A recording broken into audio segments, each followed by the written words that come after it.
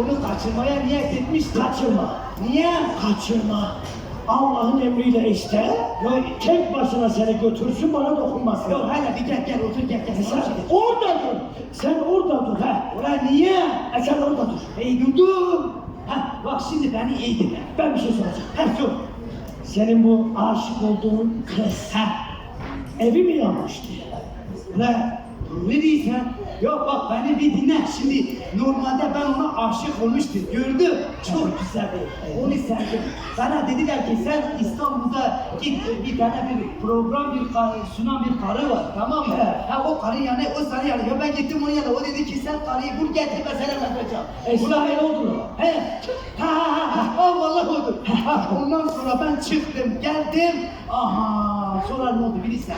Vallahi billah ben öyle güzelce tam bizler kızla anlaşacağız. Ulan bir baktım dediler şey var evi yani. Ulan ben gittim böyle biraz uzaktan baktım harbiden evi yani. Ulan ben içeriye bir baktım.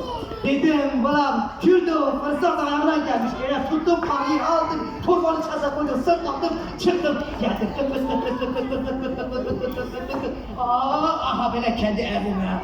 Ondan sonra güzel bir oh dedim sonra torbayı açtı bir de ne gördüm? Ne gördün? Benim karı yanmış. Ay. Ben Kapkara mı? valla kapkara olmuş. Kömür. Valla ben öyle var ya öyle içim yandı öyle içim. Valla ben başladım bize avut yapmaya. Valla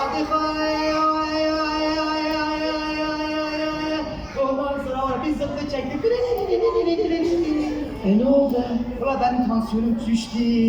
Benim elim ayağım titredi. Ben var ya öyle bir 80 yere uzandım. Sonra ne oldu? Ulan sonra bir baktım ne?